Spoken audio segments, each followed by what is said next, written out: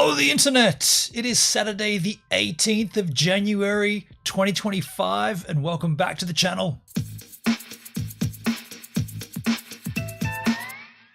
I recently received a lovely strike from YouTube for a stream that I did last week. And I want to talk about the strike, and I want to talk about how odd it is. So first of all, let me be super clear about this. I am not questioning the validity of the strike.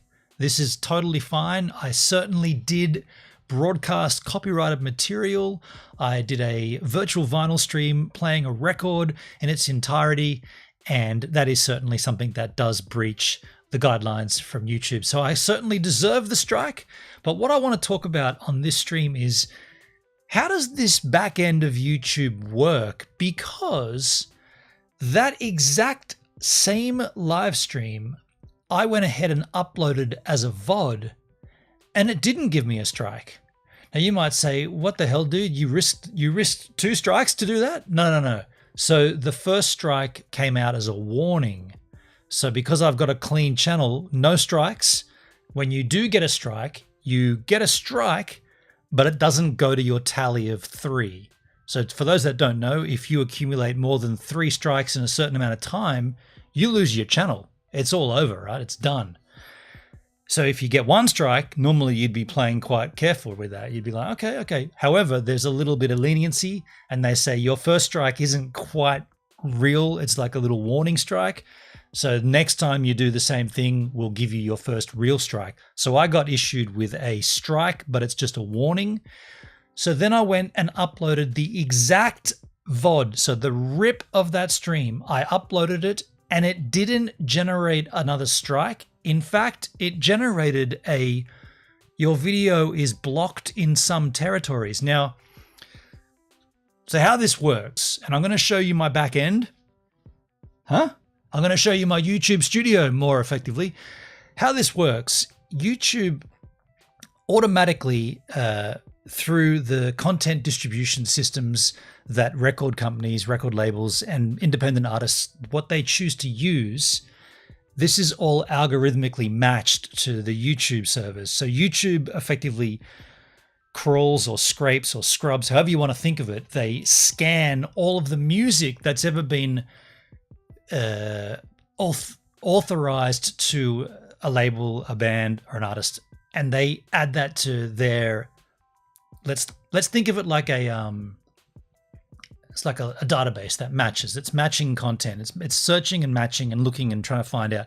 So the second that you start broadcasting or uploading material that matches this database, it trips up the system. And usually when I'm doing a virtual vinyl stream, I'll have my email client visible, because what'll happen is you'll get an email as you stream from YouTube say, hey, we detected copyrighted material in your stream. You want to take action here? Just letting you know, this is a little precursor. Don't keep the stream running. Stop that sound. Stop making that noise. Turn that stuff off and move on with something else. And then if you don't, you get another one, and then the next thing you know, your stream's been taken down. So the system is in place. The question is, why does it matter where that content comes from? So my live stream tripped it up, sure. Why did my video not trip it up? That doesn't make any sense to me. By the way, I see the chat here. We're in YouTube. We're doing a YouTube stream. So if you want to add to this conversation, John C. Hello, the internet. Hello, John. I'm going to put this on. If you want to add to the conversation, you got to be on YouTube, where I can see the other platforms there. Thank you, Party. I see a few viewers on Party. So YouTube's the place. Come on over. Give us a minute on YouTube. So yeah, if the system works, which we all know it does, it's worked quite well for a long while.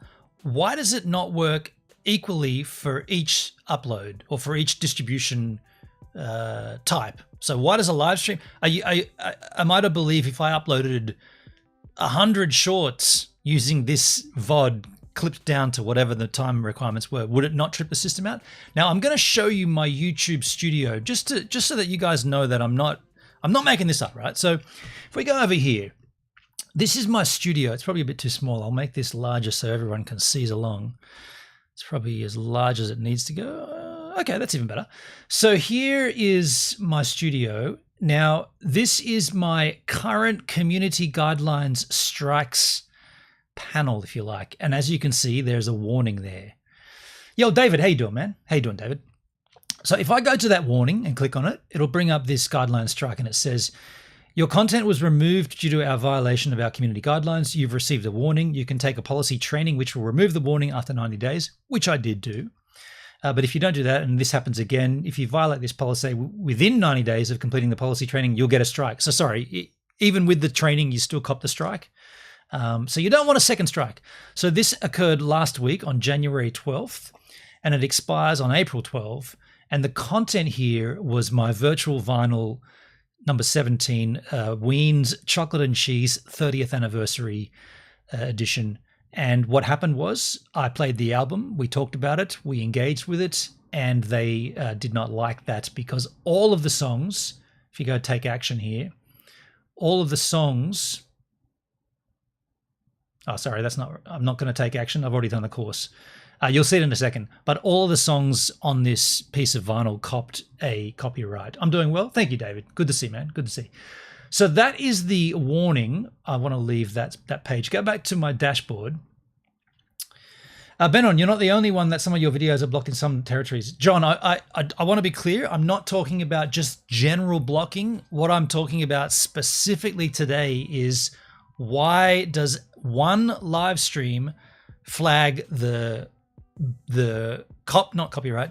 Why does one live stream trigger out a copyright strike, like a channel strike, and the exact same upload as a video does not? That's what we're talking about. I understand there's plenty of other people that have videos blocked, and the way that a video gets blocked in some territories, that's all dependent on the label or the publishing artist or anyone who owns the copyright to that particular piece of music. In this case, they can specify where that copyright exists in what territories. That's why certain movies and certain releases happen at staggered times throughout the world. It kind of throws back to like the 90s when there was, physical media with DVDs and whatnot. They wanted to limit how many people would be able to receive them until it got a theatrical release, blah, blah, blah. This concept, I've got to be clear. I'm not arguing the concept. I'm arguing, or I'm questioning. I'm not even arguing. I'm questioning why it happened on a live stream, but the exact same content uploaded as a video didn't trigger it. So I understand what you're saying in the chat. I'm just going to leave that for the time being and continue on. I think I'm being pretty clear about where the situation is. So let's go back to my dashboard here. Now, this important notification section, this is where I uploaded the same video, the same VOD, right? So this here on the left, the channel violation, that's the live stream that happened a week ago. Now, this is when I uploaded the VOD. So you can see here, the warning was issued on the 11th, the 12th of January, and then I immediately uploaded the VOD. And then, by the way, has it got a time? Doesn't have the actual time. I thought it might tell you the exact time because it does tell you when the VOD was uploaded the same day at 11:04 p.m. So if we go and have a look at this video blocked in some territories, click on View Options. There are some visibility restrictions on your video. However, your channel isn't affected. So let me be super clear. I upload the same thing as a VOD and I just get this status. I don't have a strike to my channel. It's the exact same piece of content. For those that were here to watch the stream, you'll know it's the same content. So if you scroll down, all of the content that was identified in the video listed below, all the songs, Mr. Would You Please Help My Pony, the HIV song, Voodoo, I could scroll all the way down. You guys all know every single one of these gives you this message. Video cannot be seen or monetized, blocked in some territories. Now, the interesting thing here, or the notable thing here, is the territories that these songs are blocked in and where the video cannot be seen: Belarus and Russia. 2 territories, Belarus and Russia. So I said to myself, well, I don't really care about that. I don't think I've got a massive, apologies, Belarus and Russia, if I do have yahoos that are over there watching this content. I doubt it. I doubt it very highly. And I'm not even going to bother looking in my studio to find that fact out, but thank you, and I don't care. So Belarus and Russia, tough luck at this stage. So all that this is telling me is that Merlin, Audio Salad, WMG, on behalf of Choco Dog Records, which is Ween's record label or their distribution label, is blocking the content in Belarus and Russia. So the content can be up, and I went down and checked all of them. They're all the same. The content can live on my channel. It's not monetized. I can't take monetization right there. Monetization ineligible. So I can't earn anything from it. And it's partially blocked in those two territories. So I thought, well, who cares? Let's just let that fly. I'm not even gonna, because I could go down here, select action, and then mute the songs, erase the song. You can erase the song and keep, see it says remove the claimed song while keeping other sounds such as speech, or mute all sounds. I'm not even gonna bother with that. I'm gonna let it live. I'm gonna let it, and there's the visual display of all the dings throughout the stream. So I'm going to let that live. I'm going to allow that to be on the internet, just like, who was it? WMG? Was that who they were? Audio Salad. Audio Salads are letting it live on the internet. I'm going to let it live on the internet. But it does beg the question, how, if it's the exact same piece of content, like I literally just took the rip of the stream and uploaded it. Didn't do anything, just straight upload. If I streamed that live, I'd get a channel violation and a slap across the wrist. And if I did it now, I'd get my first official rapping over the knuckles. But if I upload it as a video, they say, oh, you know, doesn't matter. Don't worry about it. It's up to the record label. I feel like that's not fair towards live streamers. That's not fair to content creators across the board. What should it matter, or why should it matter how you deliver your content? Why should that make any difference? If you're going to do, and in my case, I don't mind that these virtual, most of the record labels that ding it, they just say, look, you can upload that, no worries, but we'll take all the royalties. And I'm like, yeah, what's cool, whatever. I mean, they don't get many views anyway. It's just more about enjoying the record and being here with crew and talking in the chat. It's not about earning money off those streams. So, you know, I've already bought the records. I've already paid the company once. I don't mind paying them twice or thrice or however long it lives on the internet for. I'm fine with that. But why should it matter if I chose to live stream versus upload? Does anybody have any idea about that? I'll sit here for a little while. I don't think there's an answer to this. I think the system is broken. You would think by now, in the history of YouTube and how far we're into the lifespan of this platform, you'd think they'd have that sort of stuff down pat. But I don't think they do, because if they did, we wouldn't be in this position. So I'm going to take this. Well, I'm going to put this back to where it was. I'm going to go back over to the studio for you yahoos. We'll go back over here just so that you can see it again. Channel violation. An active community guidelines strike. I've got a warning. The content was removed due to a warning, due to a violation. There it is, third-party content. You can't even, when you click it, it just goes to a blank. This video has been removed for violating YouTube's terms of service. It should say in brackets, because he streamed it. If he had have just uploaded it as a video, it wouldn't have happened. So that's the crack there. The training completed. You see there, I did the training. So this warning will expire in April. So I'm on a, you know, I'm sitting a little bit edgy right now because I don't want to do anything else wrong to get an official strike. But also, I feel like I'm okay to ask this question, right? I feel like I'm not going past my limits to inquire about this. Am I? I don't think so. You might disagree. I tell you what though, I'm going to keep this nice and neat. How are we? 20 minutes. I'll stick around for a little while, but unless there's someone that's going to come in and try to explain it to me, I won't hang out for too long. I might come back later and do a beam stream where we just chew the fat and talk. But I mean, you know what? We could ask ChatGPT. That's a great idea. Let's go to ChatGPT.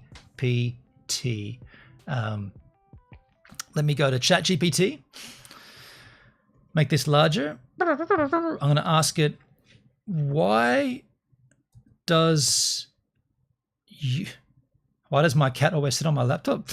Why does live streaming copyrighted content on YouTube result in a community guidelines strike, but uploading the I might make this uppercase, the exact same content. Is that going to be clear enough? Uploading the exact same content, uploading the exact VOD, uploading the actual VOD of the stream as a video to the same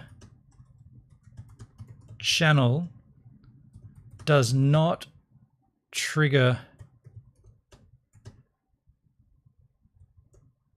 the community guidelines strike.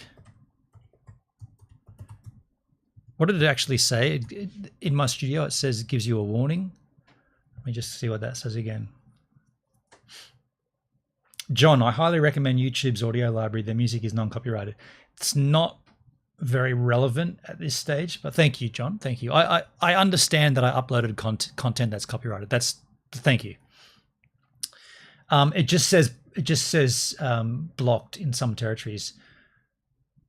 Yeah, okay. So that's going to be effective. Why does live streaming copyrighted content on YouTube result in a community guideline strike, but uploading it should be the exact same VOD of the stream to YouTube as a video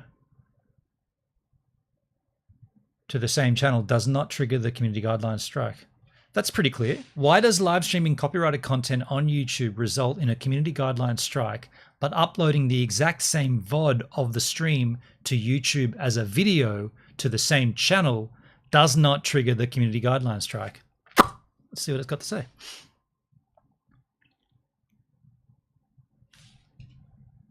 It's got a lot to say. It says the discrepancy between live streaming copyrighted content and uploading it as a video on YouTube stems from the differences in how YouTube's systems handle live streams versus on-demand video VODs, and the way copyright enforcement operates during each process. So this is a known thing? Shit. Okay, so this is how it's meant to work. Okay. Number one, live streaming real-time enforcement.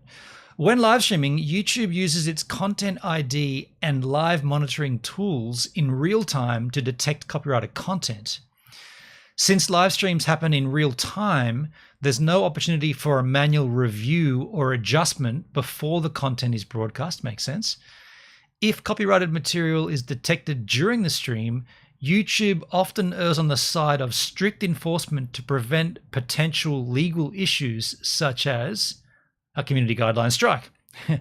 Live streaming copyrighted content can violate YouTube's policy against streaming unlicensed copyrighted material, leading to an immediate takedown and a strike. That's what happened. Immediate takedowns. In severe cases, for example, broadcasting pay-per-view events or movies, the live stream may be automatically terminated. Number two, so these are the reasons. This discrepancy between live stream depends. These are the differences in how YouTube's systems handles live streams versus VODs. Uploaded VODs, so content ID, not guidelines. When you upload a video or a VOD to the YouTube machine, it goes through the content ID system, which identifies copyrighted material after the video is fully processed. This system focuses primarily on copyrighted claims rather than community guidelines strikes. Okay. Depending on the rights holder's preferences, they can choose to monetize the video, allow it to stay up while claiming the ad revenue, or block the video, prevent it from being viewed in specific regions or globally. They can choose to mute the copy. This is the owner of the copyright. They can choose to mute it, to remove the infringing portions, such as music, and then they can file a manual claim. This really results. So what I'm saying, what I'm seeing here is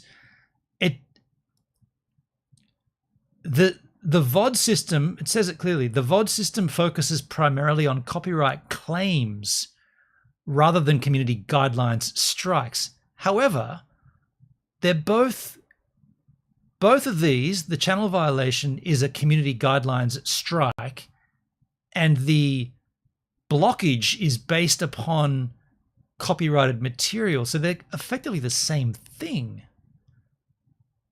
Focuses primarily on copyright claims rather than community, but the copyright claim results in the community guidelines strike. That's a bit weirdly worded, or maybe my thick head's not calculating it correctly.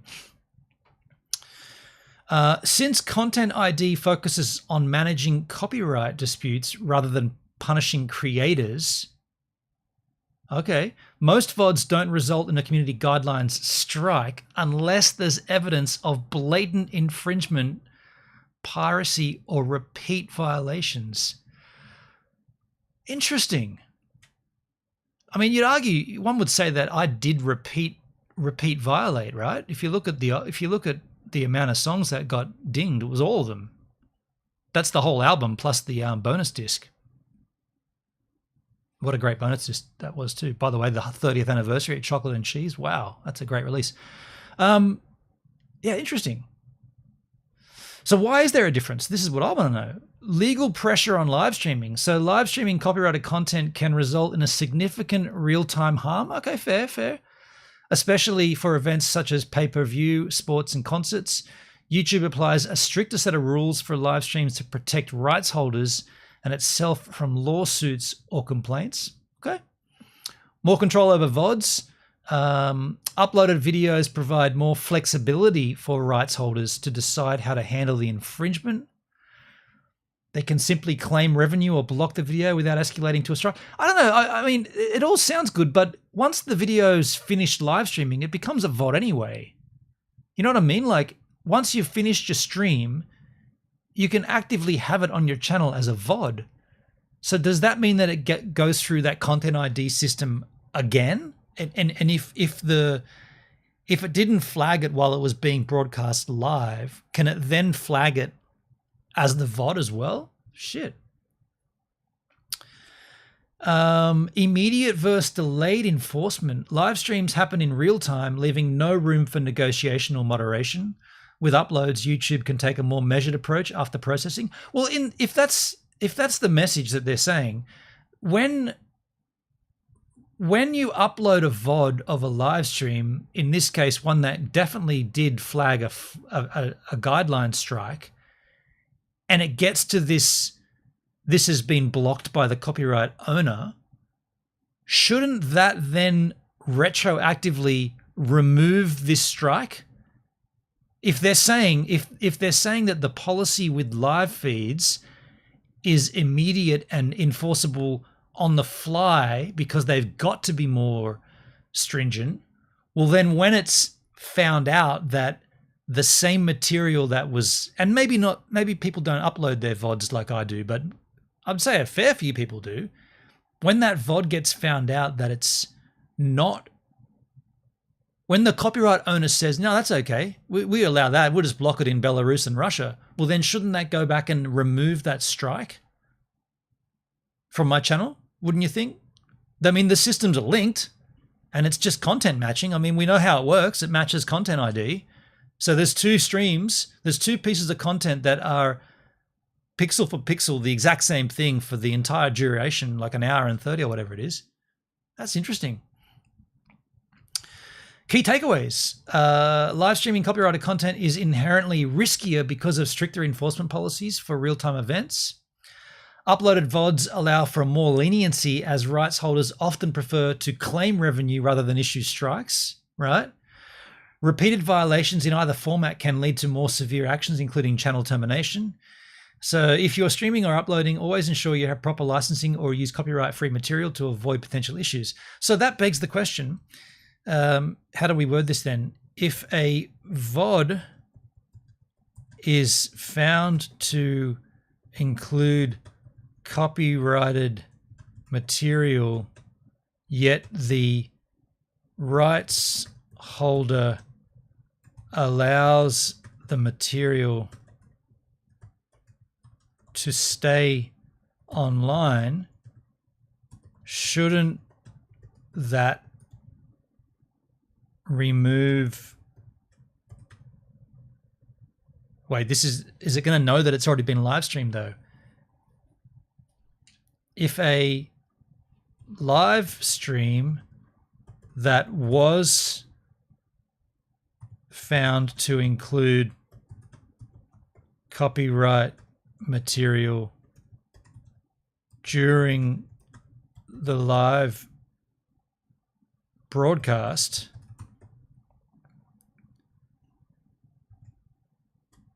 and a strike was issued, then the VOD was uploaded and also, this is going to get a bit wordy, also found to include copyrighted material, yet the rights holder allows the material to stay online, shouldn't that remove the strike from the creator, from the live stream? Does that make sense? It says, if a live stream that was found to include copyrighted material during the live broadcast and a strike was issued, then the VOD was uploaded and also found to include copyrighted material, yet the rights holder allows the material to stay online, shouldn't that remove the strike from the live stream? It's a bit, shouldn't that remove the strike from the original live stream? That makes sense? Yeah. There. I mean, this is AI. It should be able to work this out.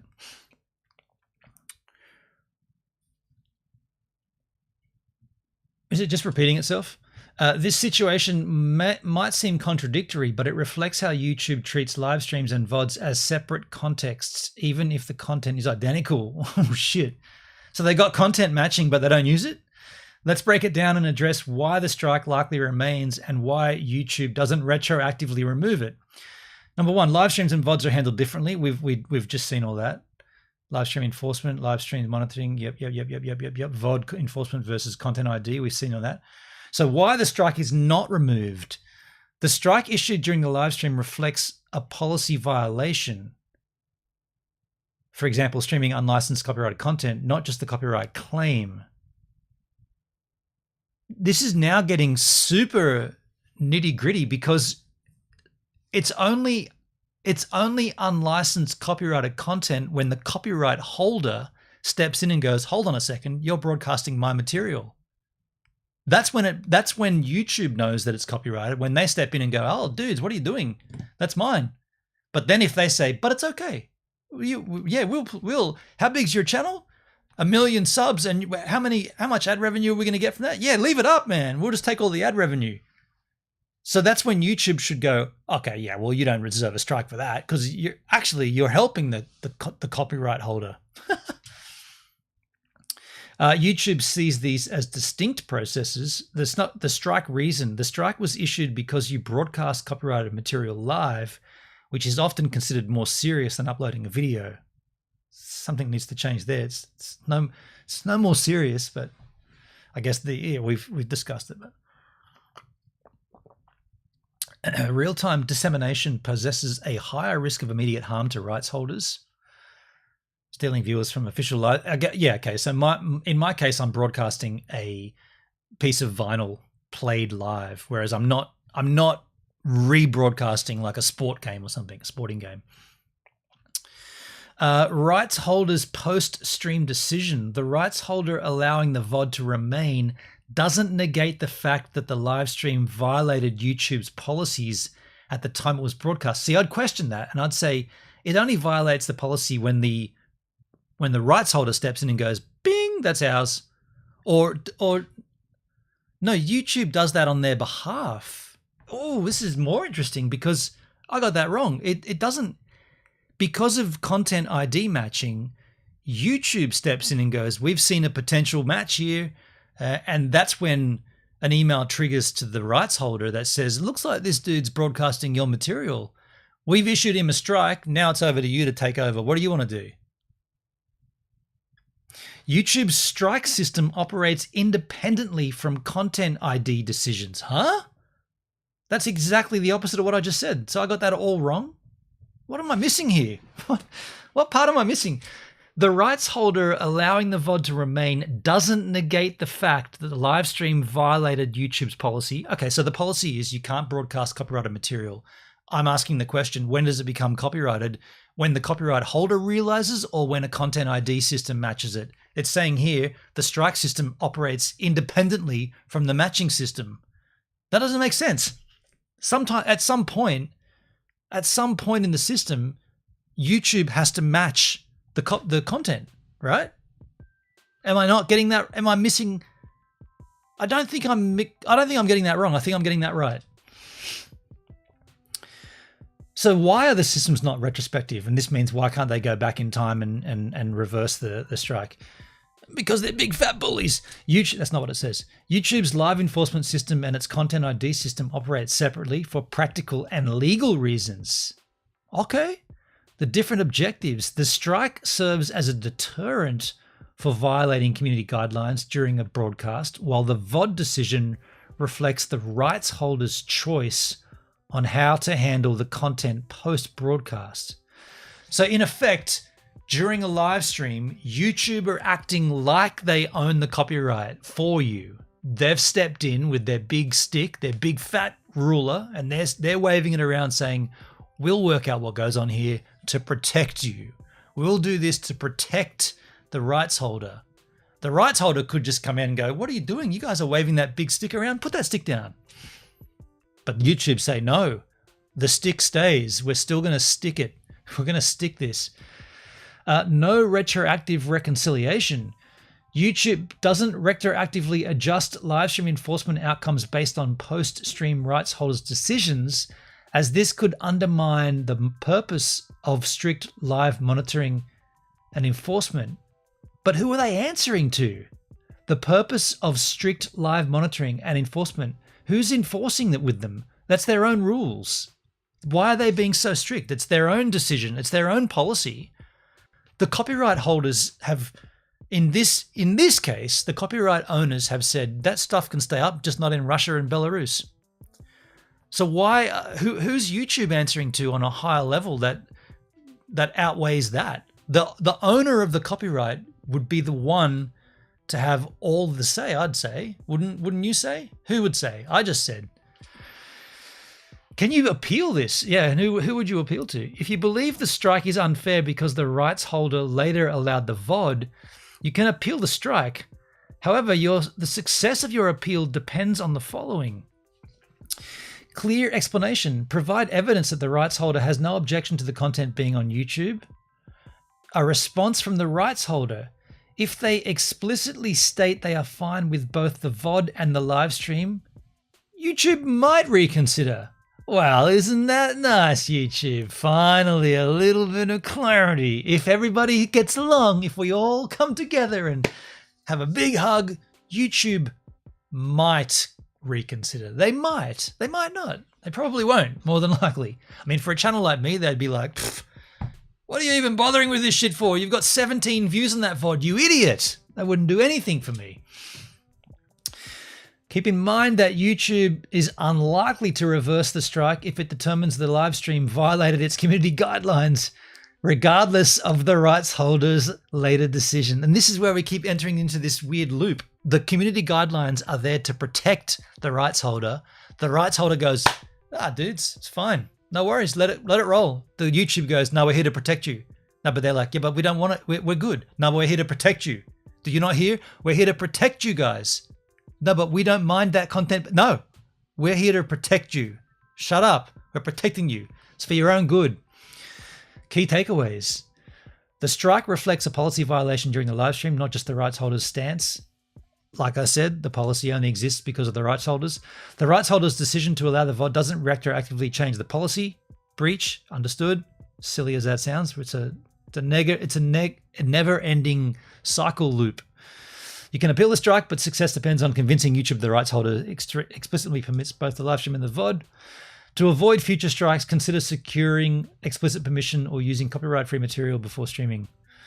I kind of want to get cheeky now. I understand it. I don't agree with it, but I understand it. I was going to get cheeky and say, why is YouTube such a big poo-poo head? I won't do that. I want to keep ChatGPT on the up and up, but I was going to be silly and just say, why would YouTube be so pig-headed about this? And I mean, look, I'm being a little comical about it. In my instance, or in this example, it doesn't affect anybody, right? Like I said, how many views are on this thing? Where's my mouse? It's nothing on here, right? In terms of this, oh, I can't even see it. I thought it would say how many views it's had. I mean, I can tell you it doesn't get jack shit views. It's probably got about 15 views or something. So my point is, and I guess why they're being so stringent or so hard to work with, YouTube I'm talking about, why they're doing that is for things like, you know, when that, I don't even want to bring this up because I'll probably get dinged for controversial content, but when things happen on the planet and they get live streamed and other things happen and people end up, you know, I can't even say the words. I understand that some content might be way more sensitive than broadcasting a vinyl record being played to people that enjoy it. I get that. I get it. And I'm clear about it. What I'm going to do is be super vigilant between now and January. When does this? Whenever my strike, April. Between now and April, I'll be super vigilant. I won't do anything wrong. Like I won't do any more virtual vinyl streams. I'll just play the regular game. And then when the strike is expired, we'll come back and we'll do another virtual vinyl and we'll just see what happens. Like I said, when I do those streams, I have my email client up and I'm watching for incoming emails. And I gotta tell you, the email didn't come in until the stream ended. So I'm just saying, the email didn't come in until the stream ended that time. So if I wanted to get technical, no. I'm just saying that in the YouTube studio, it comes up in real time, but the email didn't trigger until after the stream, but that's okay.